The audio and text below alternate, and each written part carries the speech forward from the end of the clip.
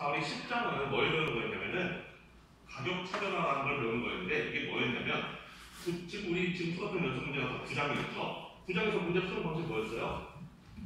MR, 디맨드 커브에서 마지막 내비를 그리고 그 다음에 마지막 코스랑 만나는 지점에서 Q 찾고 그 다음에 가격 여기서 가격 결정하고 였죠. 근데 지금까지 풀었던 9장에서 풀었던 문제는 가격을 하나만 결정할 수 있을 때는 뭐가 베스트냐라는 거였어요. 가격을 여러 개를 내가 얘한테는 얼마 받고 쟤한테는 얼마 받고 이렇게 따로따로 할 수 있는 게 없고 모든 사람들에게 다 동일한 가격을 딱 하나만 제시할 수 있다면 뭐가 베스트냐? 이게 베스트다. MR과 MC가 만나는 지점에서 Q 찾고 P 찾고 이 P가 베스트다라는 거였어요. 그게 9장에서 배운 거라면 10장에서는 실제 우리 현실에서 보면은 가격을 딱 하나로만 정해서 모든 사람들에게 적용하는 게 아니라 사람들마다 다르게 가격을 적용한다든지 아니면 가격을 그냥 일반적으로 적용한다고 해도 뭔가 좀 색다르게 입장료 따로 받고 들어왔을 때 술값 따로 받고 이런 식으로 적용한다든지 여러 가지 방식으로 가격을 측정하는 방법이 있다는 거예요. 그래서 그거를 하나하나 배워보는 게 챕터 10이었는데 맨 처음에 우리가 배웠던 게 다이렉트 프라이스 디스크리미네이션이었어요. 이건 뭐였냐면은 딱 손님이 들어오면 저 손님은 어떤 부류다 혹은 저 사람은 돈을 얼마까지 낼 용의가 있다 라는 것을 알 수 있으면 아 그래 너는 가격 얼마네 너는 가격 얼마네 이렇게 손님을 딱 보자마자 너와 가격을 제시할 수 있는 거 이거를 다이렉트 프라이스 디스크리미네이션 직접 가격 차별화라고 부른다라는 거였어요. 그래서 이거의 레벨을 두 개의 디그리로 나눠서 봤는데 첫째 first degree price discrimination은 수요자의 윌링리스 페이를 한 명 한 명에 대해서 완전히 다 깨고 있으면 perfect price discrimination 할 수 있다. 이 사람은 딱 들어오자마자 이 사람 콜라 1,000원까지 낼 용의가 있는데 그러면 1,000원 제시하고 그 다음 사람 들어왔는데 이 사람 800원까지 낼 용의가 있어 보이네? 그러면 딱 800원 제시하고 이렇게 모든 사람의 윌링리스 페이만큼을 딱딱 가격으로 제시해서 그 손님들의 컨슈머 서플러스를 다 0으로 만들어버리는 그 사람들이 가져갈 만한 서플러스를 내가 다 챙겨오는 그 방식이 perfect price discrimination이었고 실제로는 이걸 적용하기가 쉽지가 않다. 내가 완전히 그 사람의 마음을 다 읽을 수 있는 독심술가가 아니라면은 상대방 얼굴만 딱 보고 얘가 얼마까지 낼 용의가 있는지 알기가 쉽지 않다는 거였죠. 실제로는 적용하는 거였는데 그럼 실제로 많이 적용되는 다이렉트 프라이스 디스크리미네이션은 뭐냐? 바로 third degree price discrimination. 그래서 사람 딱 보면은 이 사람의 윌링리스 페이까지 정확하게 알 수는 없지만 대충 보니까 세상에는 여러 그룹들의 사람들이 나눠져 있는데 이 그룹과 이 그룹은 디맨드 커브가 다르더라 라는 게 투명적으로 알려져 있으면은 그러면 이 그룹한테 따로 프로핏 맥시마이제이션 하고 저 그룹한테는 또 따로 이렇게 프로핏 맥시마이제이션을 해서 프로핏 맥시마이제이션이라는 게 가격을 딱 이렇게 책정해 버리는 거죠. MRX 만난 지점에서 그거를 각각의 다른 분야한테 남자는 얼마네 여자는 얼마네 딱 이런 식으로 해버릴 수 있으면 그게 third degree price discrimination이다. 3등급 가격 차별화라는 거죠. 자 여기까지는 어쨌든 이 사람이 남자인지 여자인지 알 수 있으면 남자는 얼마, 넌 남자니까 얼마네, 여자니까 얼마네 이렇게 할 수 있다는 거죠. 사전적으로 이 사람의 디맨드 커브를 알 수 있는 경우에 이렇게 하는 거였어요. 그런데 사전적으로 알 수 없는 경우가 있어요. 그게 이제 indirect price discrimination, second degree price discrimination인데 회사가 기업이 어떤 커스터머가 어떤 타입인지를 아이덴티파이 할 수 없는 경우에 그럴 때에도 가격 차별화를 할 수 있다. 보면은 두 그룹의 부류가 있긴 한데 이 사람이 어떤 부류인지 알 수가 없는 경우. 예를 들어 두 부류가 남자, 여자라면 우리가 딱 보면 알잖아요. 근데 두 부류가 가난한 사람, 부자. 뭐 이러면은 아니면 뭐 예를 들면 김 씨와 이 씨. 그럼 이름으로 알 수 있나? 하여튼 알 수 없는 게 뭐가 있지. 하여튼 딱 봤을 때 이 두 사람이 어떤 부류인지 알 수가 없는 경우. 예를 들면 부자인 사람, 가난한 사람. 그럼 알기가 좀 어렵다는 거죠. 이 사람이 어느 쪽 부류에 있는지. 그렇게 알기 어려운 경우에 각자 자기가 선택하게끔 만든다라는 게 second degree price discrimination이었는데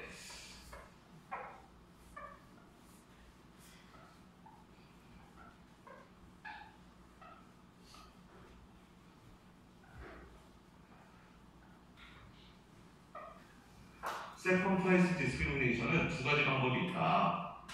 하나는 퀀터티로 조절하는 게 하나 있고, 또 하나는 멀저닝을 통해서 조절하는 게 하나 있다는 건데, 퀀터티를 통해서 한다는 게 뭐냐?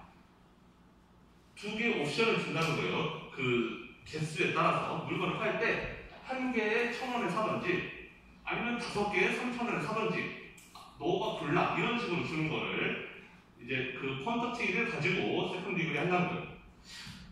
그건 제가 설명할 때 여러분들 제 설명이 좀 부족했던 것 같은데, 어떤 사람 개인의 디맨드 커브가 이렇게 생겼다고 쳐봅시다. 어떤 개인의 디맨드 커브예요. 한 사람의. 그 얘기는 뭔 소리냐? 만약에 가격이 $8면 나는 2개까지 사 먹을 거야. 가격이 $6면 나는 4개까지 사 먹을 거야. 이렇게 하는 게 개인의 디맨드 커브인 거죠. 그럼 예를 들어서 이 사람한테 이런 가격을 제시해요. 가격은 $8인데 너는 4개를 사. 무조건 4개에 $8. 그러니까 4개 합쳐서 $8가 아니고 4개 합쳐서 $32인 거죠. 4개를 $32에 사가 라고 한다면은 이 사람은 안 산단 말이에요. 왜냐하면 이 사람의 디맨드 커브는 개당 가격, 즉 여기서 말하는 가격은 한 개당이에요. 난 개당 가격이 $8일 때는 2개까지만 사먹을 의미가 있는 사람이거든요. 근데 개당 가격이 8개인데 4개를 무조건 사가 라고 하면 이 사람은 안 살 거란 말이에요. 이해가 되나요? 근데 만약에 디맨드 커브가 이렇게 생겼는데 이 사람한테 여기 있는 거를 사라고 해요. 예를 들면은 그러면은 단위당 가격이 $6인데 2개만 사가 라고 한다면 이 사람은 안 살 이유가 없어요. 가격이 $6일 때 4개까지도 살 용의가 있었던 사람인데 2개를 왜 안 사겠어요? 2개 사서 4개까지도 살 용의가 있는 사람이라는 거죠. 제가 하고 싶은 말은 뭐냐면 이 수요 곡선이라는 게 이렇게 있다면 이거를 오른쪽 위로 벗어나는 거는 이 사람은 안 살 거고, 이거 안쪽에 있으면 이 사람은 당연히 살 거라는 거예요.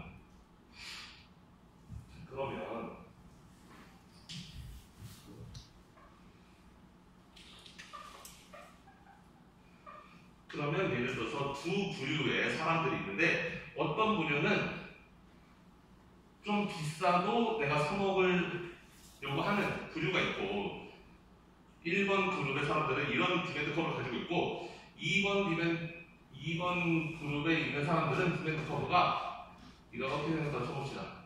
좀 가격이 싸야 사 먹을 사람이에요. 그럼 이런 두 부류가 있어요. 예를 들면 그럼 이런 경우에 가격 차별을 할 수 있느냐? 하기가 어렵다라는 거예요. 왜냐면 D1한테 어떤 거를 제시해도 D2 그룹에 있는 사람들은 이 중에 아무것도 사먹을 수가 없거든요.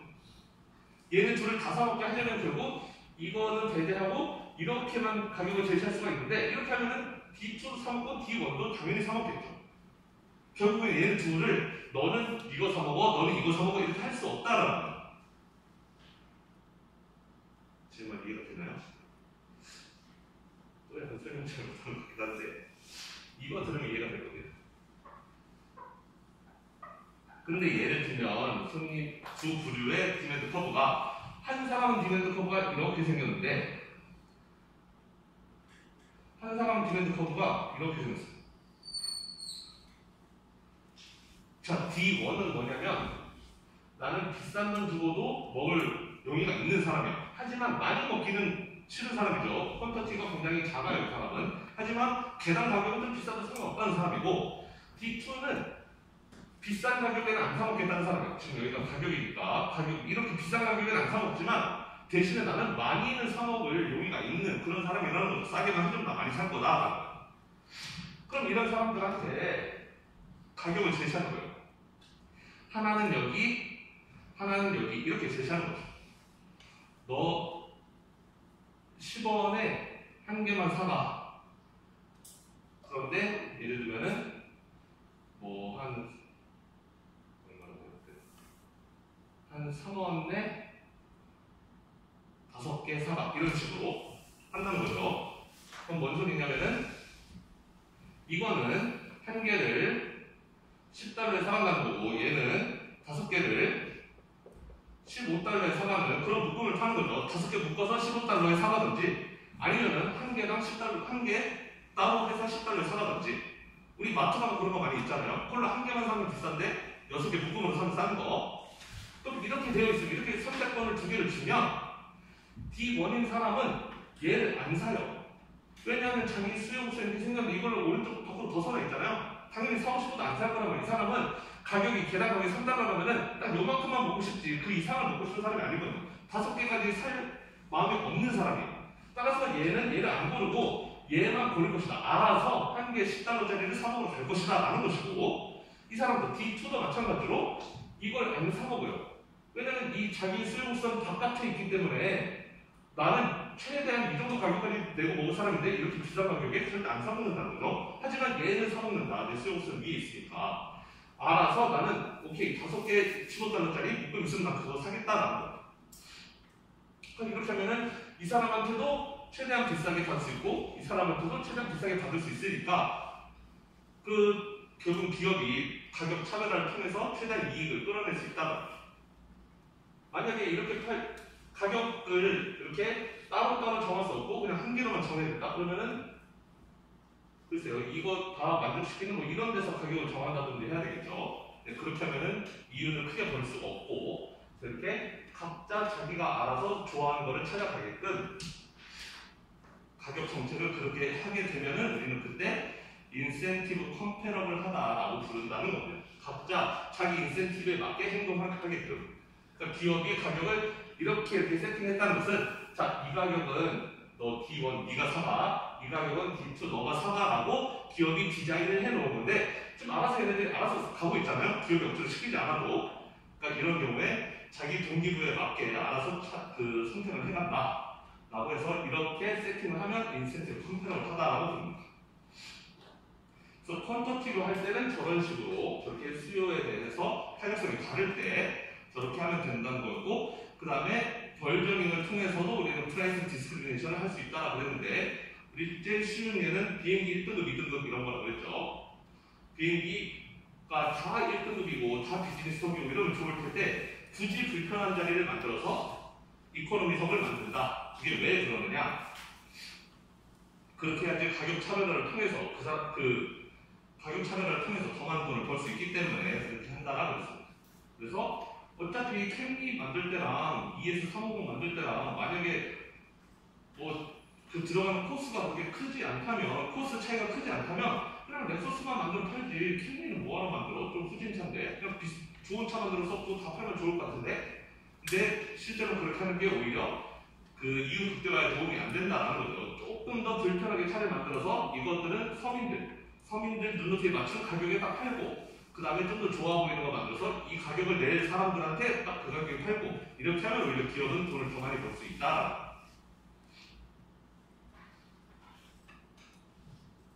그 다음에 번들링이라는 게 있었는데 여러 가지 종류의 제품들을 한 종류로 묶어서 파는 것을 번들링이라고 했고, 그런 경우에 역시 기업은 이윤을 조금 더 높일 수가 있었다. 그래서 번들링을 통해서 이익을 보기 위해서는 반드시 뭐가 있었죠? 그 네거티브리 콜레이팅이 되어 있어야 된다라는 거죠. 그러니까 이 사람이 좋아하는 것만 싹 다 모으고 저 사람이 좋아하는 거 싹 다 모으고 해가지고 너는 이거 사, 너는 이거 사 이렇게 하면 그거는 번들링이 좋은 예가 아니고, 이렇게 서로 다른 두 사람이 있는데 이 사람한테도 그러니까 애매하게 번들을 만들어서 얘가 좋아하는 거 2개, 얘가 좋아하는 거 2개 이렇게 섞어서 이렇게 파는 거예요. 그럼 이 사람도 내가 좋아하는 것만 다 있으면 좋겠지만 내가 좋아하는 거 2개 있고 안 좋아하는 것도 2개 있네. 좀 실망스럽지만 어쨌든 상하게 만드는 그런 거를 번들링이라고 한다. 그래서 여기 아래 예처럼 메디슨과 다코다가 서로 네거티브리 콜레이팅이 되어 있다. 메디슨은 상대적으로 트루티비에 좀 더 많은 돈을 낼 용의가 있고, 다코다는 트루티보다는 ESPN에 더 많은 돈을 낼 용의가 있다.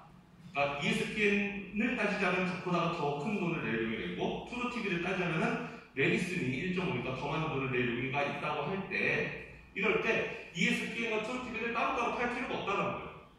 따로 팔면 ESPN은 얘네 둘한테 다 팔려면 9달러에 팔아야 되고, 트루티비도 얘네 둘한테 다 팔려면 결국 낮은 가격인 1달러에 팔아야 돼요. 그럼 9, 9, 1, 1 이렇게 받아야 된다는 거죠. 근데 이거를 섞어서 번들로 만들게 된다면, ESPN, 트루티비를 합쳐서 팔게 된다면은 메디슨은 각각 9, 1.5를 낼 용의가 있으니까 합쳐서 10.5라도 이거 번들 살 거라는 거죠. 다코라는 11이니까 합쳐서 11달러 제시하면 이 둘의 합친 번들을 살 용의가 있다. 그렇다면 번들 기준을 하면은 이거 둘 묶어서 10.5에 제시하면은 메디슨도 살 거고 다코다도 살 거다. 결국 따로따로 받으면 10달러밖에 못 버는데 합 번들로 만들면 10.5 돈을 좀 더 벌 수 있기 때문에 이렇게 하는 게 유리하다. 그래서 여러분들이 여기 홈플러스 같은 데 가서 보면은 과자 같은 거 막 5개씩 묶어서 파는데 같은 종류만 딱 묶어놓은 것보다는 여러 종류 섞어서 묶어놓은 경우들이 많아요. 그리고 여러분들이 항상 고민을 때리는 거는 이 중에 한 2-3개는 내가 좋아하는 건데 나머지 2개는 좀 맛없는 거예요. 그런데도 불구하고 여러분들 사게 되어 있죠.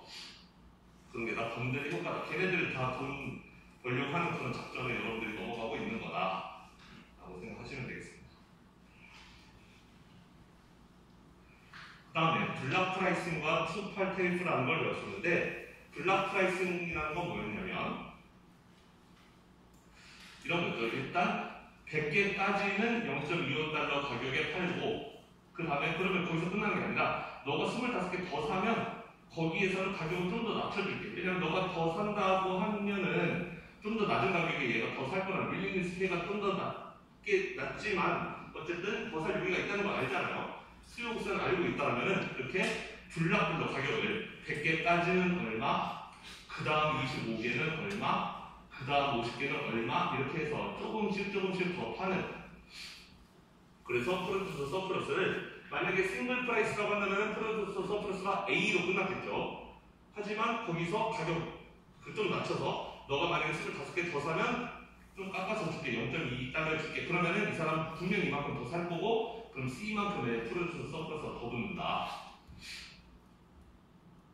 그래서 이렇게 블락 프라이싱을 하게 된다면은 사실 컨슈머 입장에서도 그렇게 손해는 아닌 것이 가격이 싱글 프라이스였다면은 여기 하나였다면은 이만큼이 프로듀서 서플러스고 이 삼각형만큼이 컨슈머 서플러스가 되는 거죠.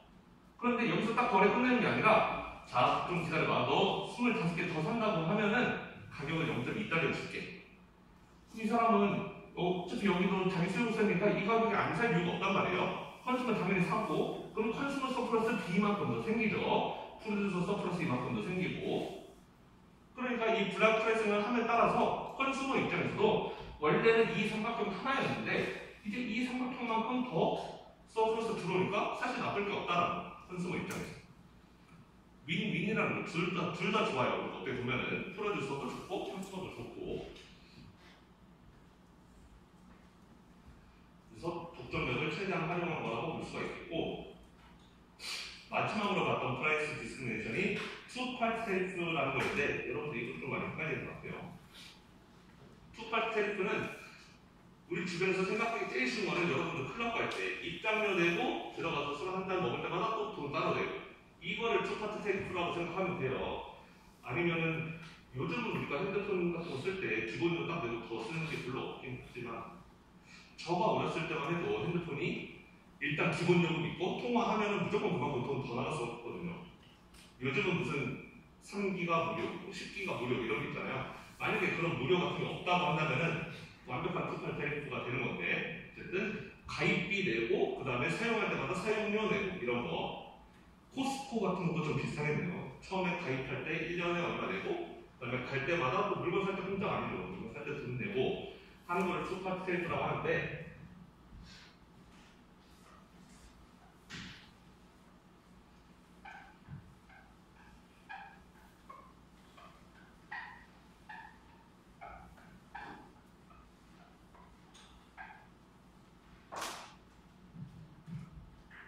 투파트 테리프도 예를 들어서 어떤 컨슈머 한 명의 수요 우선이라고 상정해 봅시다. 어떤 사람의 수요 우선이 이렇게 생겼어요. 그래서 예를 들면은 가격을 뭐 10달러를 가격이 만약에 10달러야 그러면 나는 한 개까지 사 먹을 거야. 가격이 뭐 8달러면은 나는 2개까지 사 먹을 거야. 뭐 가격이 만약에 2달러면은 나는 뭐 5개까지 사 먹을 거야. 예를 들어서 이런 수요 우선이 있다고 쳐봅시다. 어떤 개인의 수요 우선이 이렇게 생겼어요. 그런데 만약에 기업의 마지막 코스가 딱 여기라고 쳐보죠. 마지막 코스가 딱 여기에 2달러. 마지막 코스가 2달러. 이렇게 되어 있다고 쳐봅시다. 그럼 기업 입장에서 만약에 그냥 싱글 프라이스만 할 수 있다라고 한다면은 이게 MR 그래서 MR 역시 만나는 지점 그래서 이렇게 딱 싱글파트 이렇게 찾아가면 우리가 부장에서 많이 했던 거 그거 하면 되겠죠. 자 그렇게 하지 않고 투파트 테리프라는 건 뭐냐면은 자 만약에 이 기업이 가격을 싱글 프라이스를 2달러로만 제시할 수 있다고 쳐보죠. 가격이 2달러로 받아야 된다. 라고 한다면은 가격을 2달러 제시하면 이 수요자 입장에서 몇 개 사먹어요?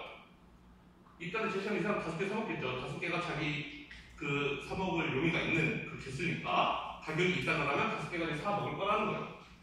그럼 이 사람은 2달러 제시하면 가격 그 한 개당 2달러 그럼 5개가 사먹을 텐데 이 사람이 만약에 5개 사먹었다 치면 이 사람의 컨슈머 서플러스가 얼마가 되죠? 컨슈머 서플러스는 이 위에 삼각형만큼이 서플러스가 되는 거죠. 맞나요? 이 사람의 서플러스는 뭐냐면 얘가 5개를 먹는데 1개, 2개, 3개 먹을 때 효용이 그때그때 다 다르단 말이에요. 첫 번째 처음 1개 먹 5개를 샀어요. 근데 처음 1개 먹을 때는 효용이 이만큼이에요. 나는 10달러까지 낼 용의가 있을 정도로 첫 번째 거는 굉장히 밸류업을 했다라는 거예요. 10달러까지 낼 용의가 있었는데 가격이 2달러야? 그러면 난 8달러만큼 추가적인 효용, 추가적인 이득을 벌게 되는 거예요. 우리는 그거를 컨슈머 서플러스라고 부르는 것이고 그러니까 회사가 만약에 가격을 2달러로 제시했다 라고 한다면 이 사람 5개 먹을 것이고 그리고 이 사람이 얻게 되는 효용은 이만큼이라는 거예요. 이 소비자 효용, 컨슈머 서플러스라는 것은 소비자 잉여라는 것은 어떻게 보면 보너스 같은 거예요. 이거 없었어도 나는 사 먹을 거였지만 이거 있으니까 나는 더 좋다라는 개념인 거죠. 잉여라는 것은 뭔지 알겠어요? 처음 1개 사 먹을 때 10달러였어도 나는 사 먹었을 건데 근데 마치 2달러밖에 안 해. 그러니까 나는 8달러만큼 추가적으로 좋다라는 개념이 컨슈머 서플러스라는 거예요. 있으면 좋고 있으면 아주 행복하고 좋고 사실 없었어도 나는 내 용의가 있었다라는 거예요. 애초에 첫 번째 거를 2달러 안 팔고 10달러에 팔았어도 나는 이거 사 먹었을 거라는 거죠. 자 따라서 이 컨슈머 서플러스라는 것은 어쨌든 이 사람이 추가적으로 얻는 행복이지만 회사는 그걸 알아요. 그 행복 다 뺏어와도 너는 어차피 이거 살 거잖아 라는 걸 아는 거예요. 뭔 소리냐면 컨슈머 서플러스가 마이너스가 되지 않는 이상 0과 같거나 0보다 크기만 한다면 소비자들은 어차피 그거 살 거란 말이에요. 이해가 되나요?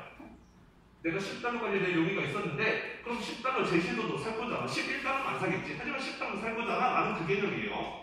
그렇다면은 자 2달러를 제시하고 5개를 이 사람이 샀을 때 이 사람이 얻게 되는 이만큼의 소비자 잉여는 추가적인 거니까 그거 내가 뺏겠다. 이만큼의 소비자 잉여 너가 가져갈 거잖아. 그걸 내가 다 뺏어오겠다. 뺏어와도 너 어차피 이 거래를 할 거니까. 어떻게 뺏는다? 이거를 입장료로 받아버린다. 입장료로 받고 들어와서 사먹는 거는 그래도 2달러씩 가격 내고 사먹어야 되고 그러면은 이만큼을 입장료로 좀 받아버렸죠. 그러면 기업 입장에서는 원래 컨슈머한테 가야 될 서플러스를 기업이 다 땡겨오는 거예요. 소비자 입장에서는 원래 이거만 입장료 없었다면은 이만큼의 소비자 잉여가 나한테 들어왔을 텐데 이거 돈 뺏겼으니까 소비자 잉여가 0이 된 거예요. 소비자 잉여가 0보다 큰 0과 같거나 0보다 작지만 않으면 이 사람은 어차피 사먹을 거니까 결국에 회사는 아는 거예요. 우리가 이만큼 입장료를 제시하고 가격 1개당 가격 2달러 받으면 너 어차피 5개 살 거잖아. 왜냐? 그때 너의 소비자 잉여가 딱 0이 될 테니까. 그걸 알기 때문에 기업은 이렇게 입장료 따로 받고 개당 가격 따로 받고 이렇게 할 수 있다는 거예요. 설명이 이해가 됩니까? 이건 어떻게 보면 그러니까 결과적으로 놓고 보면은 First Price Discrimination과 굉장히 비슷한 거예요. 결국에는 이 Perfect Price Discrimination처럼 이 수요구선 아래에 있는 이 모든 거를 소비자 잉여를 싹 다 프로듀서가 챙겨간다는 점에서는 같은 건데 근데 여기에서는 어떻게 보면 이 프라이스 디스크리미네이션에서는 한 명 한 명의 밀리니스 페이를 보고 이렇게 돈을 그 가격을 제시했다라고 한다면은 여기에서는 개별 사람들의 수요 곡선이 이렇게 다 동일하다라고 가정한다고 한다면은 그러면 그 수요 곡선이 이렇게 안 나왔을 때 이렇게 이만큼 가입비 받고 입장료 받고 이만큼을 따로 단위당 가격을 받으면은 이 사람이 이렇게 거래를 할 것이라는 걸 알아서 이렇게 다 원래 컨슈머에게 갔어야 될 서플러스를 프로듀서가 땡겨오면 그거를 투파트 테리프라고 부른다라는 겁니다. 그래도 이해가 안 되면 따로 질문하세요. 자, 여기 문제가 두 개 있는데 어떤 어머니가 Specialized in making living wills, living will을 만드는데 특화되어 있는 어떤 변호사가 있는데 interviews each client beforehand to assess each client's maximum willingness to pay. 그 얼마까지 낼 용의가 있는지를 SSR이 평가하기 위해서 사전에 인터뷰를 갖는다라는 거예요. 손님이랑 이제 변호사가 상담 요금을 받아야 되는데 그 리빙 윌을 만들기 전에 이 사람부터 얼마까지 낼 용의가 있는지 얼마나 간절한 사람인지를 알아보기 위해서 인터뷰를 한다. 그래가지고 윌링리스 페이를 알게 되면 딱 그 가격을 제시하는 거죠. 찰지 클라이언트한테 이 what they believe in their maximum willingness to pay만큼을 제시한다는 거죠. 그러면 이런 전략은 어떤 전략이라고 생각할 수 있느냐? 그래서 이거는 perfect price discrimination이다라고 할 수가 있겠죠. 그러니까 여러분들이 어디 상담하러 가려고 하는데 딱 전화해서 변호사한테 물어봐요. 저 얼마예요? 상담하고 싶은데 1시간에 얼마예요? 라고 물어보면 변호사가 저쪽에서 딱 시간당 얼마입니다 라고 말해주지 않고 일단 가격은 됐고 일단 먼저 와보세요 라고 한 다음에 이 사람이 얼마나 간절한지를 살펴보는 거죠. 그 다음에 얘 한 3만원까지 낼 용의가 있는 애구나. 그럼 딱 3만원 때려버리는 방식, 그게 이거라는 거죠. 그래서 그 사람의 윌링리스 페이를 파악해서 그 가격을 제시하는 거. 항상 여러분들 뭔가 가격 딜을 할 때 일단 와보세요. 이런 데는 일단 걸러라라는 거예요. 일단 가격 알아보고 가야지. 가격 말 안 해주고 자꾸 일단 와보세요. 와서 얘기합시다. 이런 식으로 하면은 이거에 당한다, 보고된다라는 것이고. 두 번째 문제, 헬스클럽이 차지를 하는데 애니얼 멤버십 피를 차지하고 얼마 안 되는 돈이지만 멤버십 피, 입장 가입비 같은 거를 받고 그 다음에 비sit 피를 또 받는다는 거죠. each time they visit the club 할 때마다 비sit 피를 또 받는다. 그래서 입장료 받고 또 들어올 때마다 그 벤치프레스 한번 할 때마다 돈 얼마씩 더 내. 이런 식으로 기계 사용할 때마다 돈 더 내라고 한다면 이런 거를 투 파트 테이프라고 한다는 거죠. 입장료 따로, 그 다음에 사용료 따로 받는 거. 자, 그러면 오늘 수업 여기까지 하고 다음 시간에 11장으로 넘어가도록 하겠습니다.